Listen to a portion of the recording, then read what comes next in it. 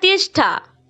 अपनी पत्नी को खो देने के बाद न चाहते हुए भी मनोहर बाबू को उनके बेटे बहू शहर ले आए।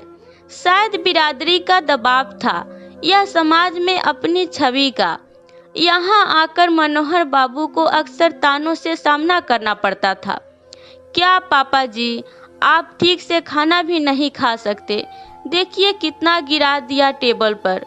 क्या पापा, कम से कम बाथरूम में पानी तो ठीक से डाल दिया करो, कितनी गंदगी छोड़ दी। मनोहर बाबू भरसक कोशिश करते कि बेटा बहू को शिकायत का मौका नहीं दे, मगर 60 पार की उम्र में कपकपाते हाथ कम दिखाई देती। नजरें अक्सर धोखा दे जाती थी। वह चुपचाप रह जाते थे।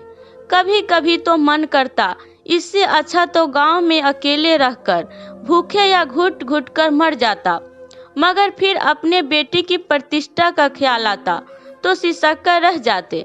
पहले जैसे तैसे उनकी पत्नी के साथ कट जाती थी, कुछ ओ तो कुछ मनोहर बाबू साथ देते हुए गुजर बसर कर लेते थे, मगर अब तो वो भी उन्हें अकेला छोड़कर चली गई थी। यहाँ रुकने की एक वजह और भी थी, उनका पोता। वो कहते हैं ना, मूल से ब्याज ज्यादा प्यारी लगती है, तो बस उन्हें अपने पोते से प्यार और उसके साथ सुबह शाम पार्क में समय व्यतीत करना अच्छा लगता था।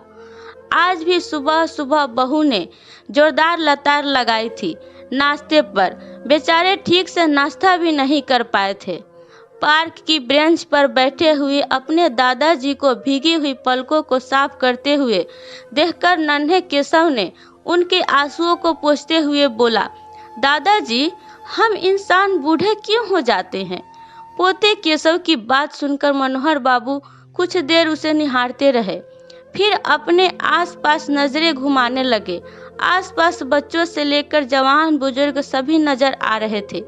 उनकी आंखों में उनके बचपन से लेकर उनके बुढ़ापे तक का पूरा सफर तैर गया।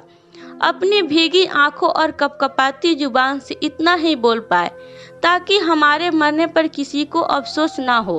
दोस्तों, जब से लोग बुजुर्गों का इज्जत कम करने लगे हैं, तब से लोग दामन में दुआएं कम दवाएं ज़्यादा भरने लगे हैं। दोस्तों, ये हमारी छोटी सी कहानी आपको कैसी लगी? यदि अच्छी लगी हो तो लाइक और कमेंट करना बिल्कुल भी मत भूलिएगा। यदि आप मेरे चैनल पर नए हैं तो सब्सक्राइब जरूर कीजिएगा। आपको मेरी कहानी सुनने के लिए बहुत बहुत धन्यवाद।